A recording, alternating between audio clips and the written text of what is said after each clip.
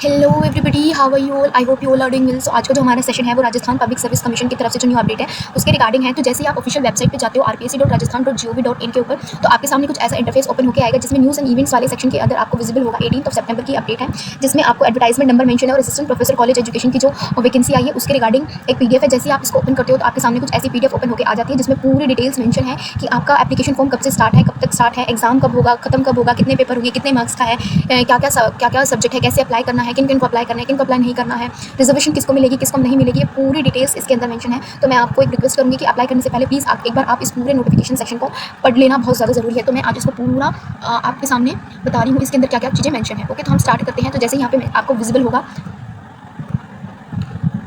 एक सेकेंड, राजस्थान लोक सेवा आयोग। ओके, और 18 सितंबर की ये अपडेट है। इसके अंदर मेंशन है कि आरपीएससी ने असिस्टेंट प्रोफेसर के लिए 30 सब्जेक्ट्स के अंदर अपनी 574 जो पोस्ट है उनके लिए ऑनलाइन एप्लीकेशन फॉर्म जो है वो स्टार्ट कर दिए गए हैं। इसमें एक चीज़ मेंशन है कि जिन जिन स्टूडेंट्स ने पहले अप्लाई किया था उनको भी अब स्टार्टिंग से अप्लाई करना पड़ेगा। इसमें मेंशन है कि ये जो पोस्ट है ये परमानेंट पोस्ट है। ओके, और इसके अंदर जितने भी पोस्ट है वो या तो कम भी हो सकती है और ज़्यादा भी हो सकती है। ओके, और इसके अंदर पूरा आगे मेंशन है कि किसके लिए कितनी पोस्ट है। तो जैसे आप एग्जाम्पल के लिए ले लेते हैं, जैसे नेम ऑफ द सब्जेक्ट के अंदर सबसे पहला जो नाम है वो हिंदी का है। इसके अंदर जो टोटल पोस्ट है वो 58 पोस्ट है। ओके, जनरल के लिए 7 पोस्ट है, जनरल वुमेन के लिए 5 पोस्ट है, विडो के लिए 2 पोस्ट है और डाइवोर्स के लिए 0 है। फिर हम बात करें एससी की। एससी यहाँ पे आपको मैं एक चीज़ मेंशन कर दूँ कि राजस्थान की जो रिजर्वेशन है वो सिर्फ राजस्थान में जो लोग हैं उनको ही मिलेंगे। जैसे कि एससी हो गए, एसटी हो गए, ओबीसी हो गया और मोर बैकवर्ड क्लास यहाँ पे एक और है, और इकोनॉमिकली वीकर सेक्शन। ये सिर्फ जो राजस्थान को जो डोमिसाइल है उनको ही मिलेगा। अदर देन राजस्थान के जो स्टेट्स हैं वो अप्लाई करेंगे तो वो यहाँ पे जो है एज अ जनरल ही काउंट होंगे। ओके, इसके बाद जैसे कि अब एससी की बात करें तो एससी की जनरल में 5 पोस्ट हैं, वुमेन के लिए 1 है, विडो के लिए 1 है और डाइवोर्स के लिए एक भी नहीं है।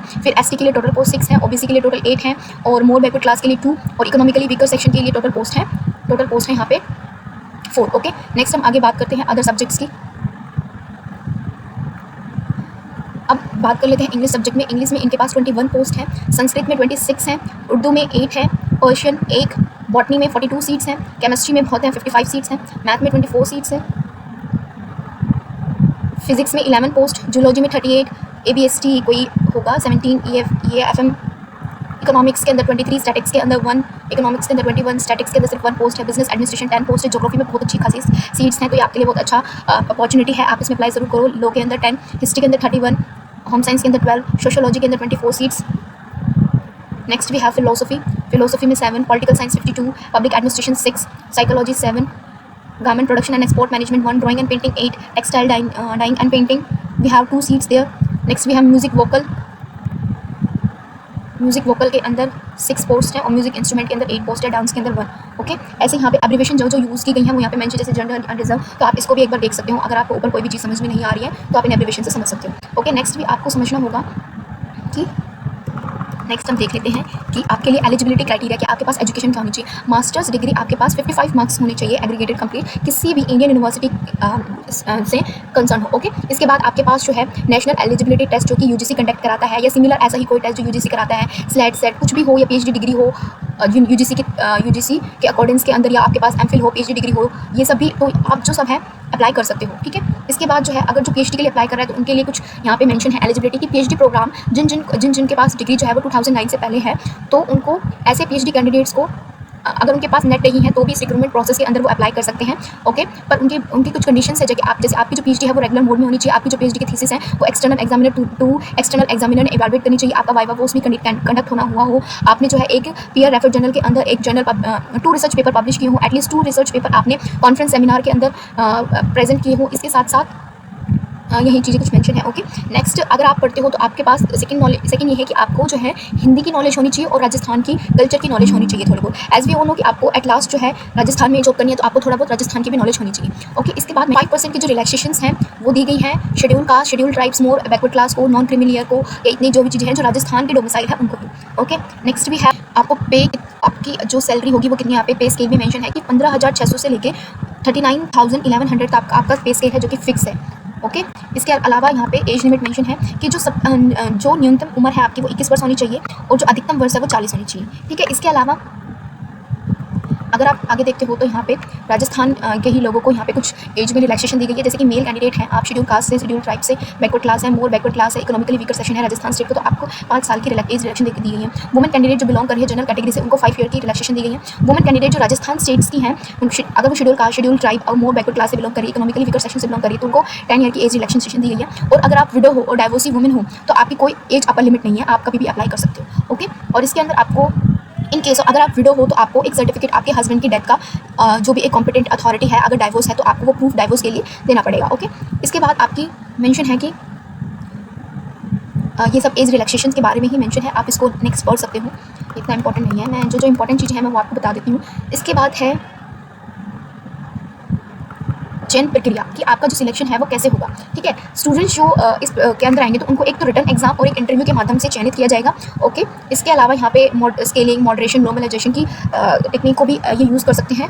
ओके, इसके बाद जो है मेरिट बेसिस पे आपको सिलेक्ट किया जाएगा। जो एग्ज़ाम है वो दिसंबर में 1 से 24 तारीख के बीच में कंडक्ट होगा, और जो भी प्लेस है और जो भी डेट है वो आपको वेबसाइट से इन्फॉर्म कर दिया जाएगा।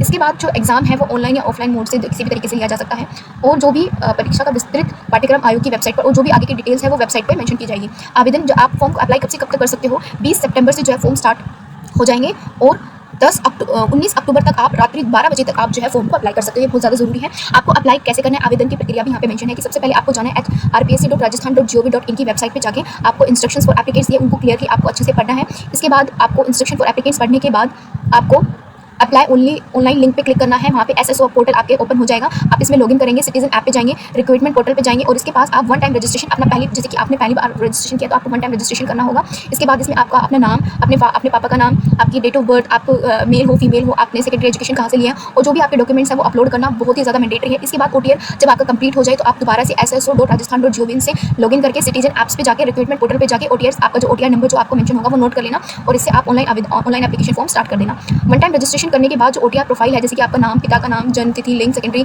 समांग परीक्षा में विवरण, आधार कार्ड में विवरण, किसी भी प्रकार का संशोधन किया जाना आपने एक बार जो ये चीज़ें मेंशन कर दी ना, वो दोबारा से आप इनके अंदर कोई भी यानी कि करेक्शन नहीं कर सकते हो। आप तो इन चीज़ों को बहुत ही ध्यान से अच्छे से पढ़ के करना। इसके बाद OTR करने के पूर्व करेक्शन, हाँ, इसके बाद है नेक्स्ट में ऑनलाइन आवेदन पत्र करने के पूर्व अभ्यर्थी अपने आधार कार्ड के दरवेज वैध स्थान, नाम, लिंग, मिजाज ऑनलाइन प्राप्त कर ले। जैसे ही आप अपने ऑनलाइन डिटेल्स डालते हो तो आपकी इसमें यह मेंशन है कि आधार कार्ड की जो फोटो है वो 3 साल से ज़्यादा पुरानी नहीं होनी चाहिए। ऑनलाइन आवेदन करने से पूर्व आधार कार्ड में त्रुटिपूर्ण प्रविष्टि फोटो को अपडेट कर ले। ऑनलाइन एप्लीकेशन अप्लाई करने से पहले जितनी भी चीज़ें हैं, अगर आपके आधार कार्ड में कोई मिस्टेक है, फोटो में कोई वो है बहुत ज़्यादा पुरानी है, तो आप प्लीज़ उसको पहले अपडेट कराइए, फिर अप्लाई कर लीजिए आवेदन पत्र में, ताकि आवेदन पत्र आप दर्ज कर सकें। इसके बाद जो आप प्रिंट में फोटो वो कर रहे हो और आधार कार्ड की फोटो जो है वो सेम होनी चाहिए या मिलनी चाहिए, ऐसा होना चाहिए कि ये नहीं है कि आपकी बचपन की फोटो लगी हुई है आधार कार्ड में और आपने जो एप्लीकेशन फॉर्म फिल किया है वो भी तो मैच नहीं हो पाएगी ना, तो इसलिए थोड़ा सा नहीं अपलोड करें। इसके बाद अभ्यर्थी ऑनलाइन पत्र अपनी, हाँ, जैसे ही आप ऑनलाइन एप्लीकेशन फॉर्म करते हो तो लाइव फोटो, अभी की फोटो आपको डालनी है। सबमिट करने से पहले अपनी लाइव फोटो आप अपने अच्छे से डाल लें। उसके बाद आपको ये बोला गया है कि आपको वहाँ पे सिग्नेचर के अंदर जो आपका लेफ्ट हैंड है उसके अंगूठे का निशान होना बहुत जरूरी है, और उसकी स्कैन फोटो करके अपलोड आपको करना है, क्योंकि जिस दिन आप एग्जाम देने जाएंगे उस दिन भी आपको यही प्रोसेस दोबारा करनी होगी। आपको जो लेफ्ट हैंड है उसका थंब इंप्रेशन लिया जाएगा मैच करने के लिए। उसके बाद है कि आप जब अपने एप्लीकेशन फॉर्म फिल करें तो उसके अंदर अपनी जो फोटो है वो नहीं, अपनी फोटो साथ में लेके जाए, ताकि वो आपको मैच कर सके कि आप एग्जाम देने आए हैं, आपको चाचा ताऊ देने आए हैं। ठीक है, इसके बाद अभ्यर्थी आवेदन की अंतिम तिथि तक अर्जित की जाएगी एक्शन आवेदन स्पष्ट होना। इसके बाद है आप अपने एप्लीकेशन फॉर्म अच्छे से प्रीव्यू करके फिर ही सबमिट किया। अगर आपका एप्लीकेशन नंबर मेंशन नहीं हो रहा है तो इसका मतलब है कि आपका एप्लीकेशन फॉर्म सबमिट नहीं हुआ है, तो आप उसको दोबारा से प्रीव्यू करके फिर दोबारा से सबमिट किए। अगर आपको फिर भी कोई प्रॉब्लम आ रही है तो रिक्रूटमेंट पोर्टल पे जो आप हेल्पडेस्क नंबर दिया गया है या ईमेल आईडी से आप उनको कॉन्टैक्ट कर सकते हैं। ओके, इसमें मेंशन है कि जो भी एप्लीकेंट है वो आप जिस कैटेगरी के अंदर आप आते हो उसी कैटेगरी के अंदर प्लीज़ आप मेंशन करें, गलत इन्फॉर्मेशन ना दे, ना ही कोई चीज़ें छुपाएं। ओके, ठीक है।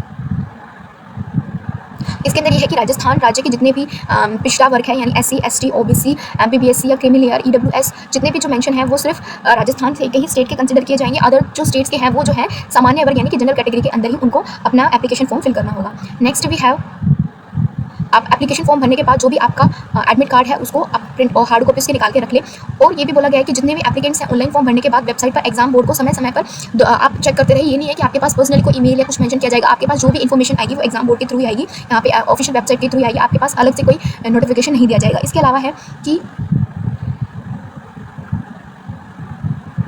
नेक्स्ट भी है कि जो भी सामान्य अनारक्षित पिछड़ा वर्ग यानी कि जो भी अनरिजर्व है उनकी जो एप्लीकेशन की फॉर्म की फीस है वो 600 है। जो भी राजस्थान के SC ST OBC criminal EWS है उनके लिए 400 है, या जो भी दिव्यांग है उनके लिए भी जो फीस एप्लीकेशन फी है वो 400 है। Competitive exam for the post of assistant professor, अगर स्कीम की बात करें कि एग्जाम जो है वो कैसे होगा, तो एग्जाम जो है एक रिटन एग्जामिनेशन होगा आपका और एक इंटरव्यू होगा। रिटन एग्जामिनेशन के अंदर आपको दिखाया गया है कि सब्जेक्ट जो है आपका पेपर 1 जो होगा subject concern with the post, जो भी आपका सब्जेक्ट है जिस पोस्ट के लिए आपने अप्लाई किया है उसका होगा, जिसके अंदर आपके 75 मार्क्स का एग्जाम होगा, 3 घंटे का पेपर होगा, जो कि एक पेपर है आपका ऑब्जेक्टिव होगा। ओके,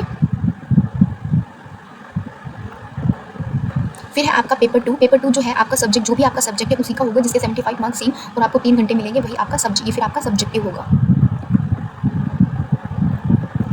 फिर है जनरल, थर्ड पेपर जो होगा आपका जनरल स्टडीज़, जो आपका यानी कि आपको राजस्थान की जो जनरल स्टडीज़ है उसकी नॉलेज होनी चाहिए, जो कि 50 मार्क्स का होगा और उसके लिए आपको 2 घंटे मिलेंगे, और टोटल जो मार्क्स का पेपर होगा वो रिटन एग्जामिनेशन जो है वो 200 होगा। इसके बाद जो इंटरव्यू की बात करें तो इंटरव्यू जो है वो 24 मार्क्स का होगा। इसके अलावा जो भी मिनिमम क्वालिफाइंग मार्क्स जो है रिटन एग्जामिनेशन के अंदर जो कमीशन जो है वो डिसाइड करता है, उसके अकॉर्डिंग ही आपको इंटरव्यू के लिए बुलाया जाएगा। ओके, सिलेबस की बात करें तो कमीशन जो है टाइम टू टाइम अपनी वेबसाइट पे आपको कैंडिडेट्स को अवेलेबल करा देगा, जिसके अकॉर्डिंग आपका सिलेबस भी डिसाइड हो गया है। उसके बाद अगर बात करें तो कमीशन जो है जो लिस्ट प्रिपेयर करेगा कैंडिडेट्स की, वो इस बेसिस पे करेगा कि रिटन एग्जामिनेशन और इंटरव्यू के दोनों के कंबाइंड मार्क्स को कंप्लीट करके ही आपको पोस्ट दी जाएगी, जिसके लिए आपके पास जो है अगर आपकी 36% जो जैसे कि HPSC के अंदर जो सब्जेक्टिव के लिए 35% मार्क्स को बुलाया गया, 35% जिन्होंने स्कोर किया था उनको लिए इंटरव्यू के लिए बुलाया था। इसमें यह है कि आपको हर सब्जेक्ट के अंदर 36% मार्क्स जो है होने चाहिए, और आपका कंबाइंड जो है 40% मार्क्स जो है आपके होने चाहिए, वही पोस्ट के लिए एलिजिबल होंगे। इसके साथ साथ जो भी राजस्थान की शेड्यूल कास्ट और शेड्यूल ट्राइब्स है उनको 5% मार्क्स की रिलैक्सेशन होगी, यानी कि 40% है, तो यहाँ पे 35% मार्क्स भी अगर आ जाते हैं तो उनको सेलेक्ट कर लिया जाएगा, और यहाँ पे 36 मार्क्स हैं तो यहाँ पे भी उनको 531 मार्क्स अगर भी आ जाए तो उनको सेलेक्ट कर लिया जाएगा। इसके बाद जो है आपको जो एग्जाम जो है उनके लिए कुछ इंस्ट्रक्शन दी गई, जैसे कि हर एक क्वेश्चन के अंदर आपको 5 ऑप्शन मिलेंगे 1 2 3 4 5, जिसमें से आपको कोई भी एक सर्कल जो है वो डार्क करना होगा। जो भी आपको करेक्ट आंसर लगता है वो भी सिर्फ ब्लू बॉल पॉइंट पेन से, जेल पेन अलाउ नहीं है, ब्लैक भी नहीं है, सिर्फ आपको ब्लू बॉल पॉइंट यूज करना है। हर क्वेश्चन का आंसर देना मैंडेटरी है। ओके, और जो भी आप क्वेश्चन, अगर आपको कोई क्वेश्चन नहीं आता है तो उसके लिए भी आपको अनअटेम्प्ट नहीं करना है, उसके ऊपर आपको जो ऑप्शन नंबर 5 है वो डार्क करना है, जिसके अगर आप कोई भी ऑप्शन डार्क नहीं करते हो तो आपकी 1/3 जो मार्किंग है, नेगेटिव मार्किंग है, 1/3 मार्क्स जो है वो डिडक्ट हो जाएंगे। और जब आप पूरा कंप्लीट पेपर सोल्व कर लेते हो तो आप देखो कि आपका हर जो सर्कल है वो डार्क है नहीं है। Okay, extra time of time beyond schedule time is provide, आपको इस चीज़ के लिए एक्स्ट्रा 10 मिनट दिए जाएंगे कि आप ये देख लो कि आपने जितने भी सर्कल्स हैं वो पूरे डार्क किए नहीं किए।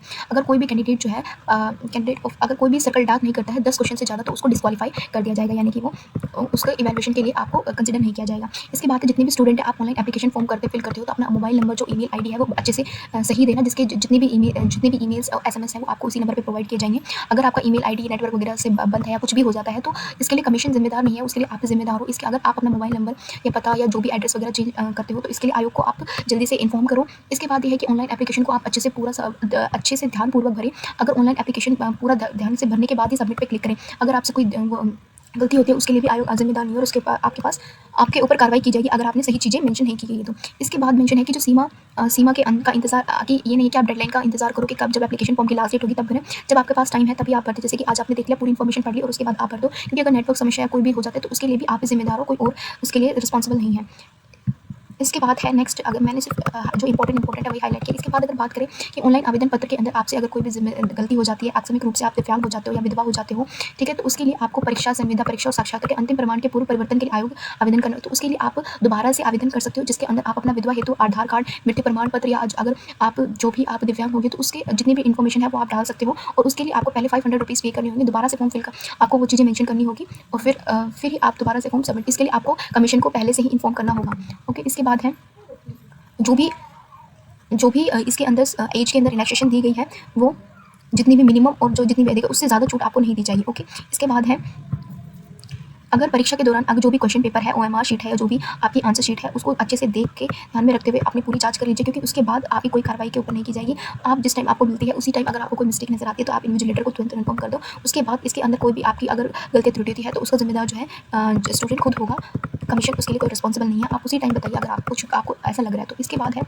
आवेदन का अंतिम, जब आपको आवेदन के लिए अंतिम शैक्षणिक संस्था के दौरान आपका जो करेक्टर सर्टिफिकेट है वो आपको कमीशन को प्रोवाइड करना होगा, जिसके अंदर ये मेंशन हो कि आपका जो करेक्टर है वो अच्छा है। ओके, जब आप जैसे कि पोस्ट के लिए एलिजिबल हो जाते हो और आप इंटरव्यू रिटन एग्जाम कंप्लीट कर लेते हो, तो उसके बाद आपको जो है स्थापन प्रमाण पत्र भी देना होगा, जिसके अंदर पुलिस वेरिफिकेशन हो कि आपको के खिलाफ कोई भी पुलिस केस नहीं है, आप आपराधिक धारा का कोई भी किसी भी चीज़ के लिए वो नहीं हो, आपके ऊपर कोई केस नहीं है, उसके लिए आपको किसी भी दोषी नहीं हो किसी भी चीज़ का, उस चीज़ का आपको पुलिस वेरिफिकेशन भी देना होगा। और लास्ट में आपका जो है एक मेडिकल भी होगा, जिसके अंदर आपको जिसके आपको एक जांच किया जाएगा कि आप जो है पूर्ण रूप से स्वस्थ है या नहीं है, उसके बाद ही आपको जो है पोस्ट दी जाएगी, इससे पहले आपको पोस्ट भी नहीं दी जाएगी। ओके, सो दैट्स इट, इतना ही है आज के लिए। अगर फिर भी आपको कोई भी पॉइंट जो है इसके अंदर आपको समझ नहीं आता है, तो आप कमेंट बॉक्स में मेंशन कर देते हो, मैं उसको अच्छे से समझाऊंगी। सो आज के लिए बस इतना ही।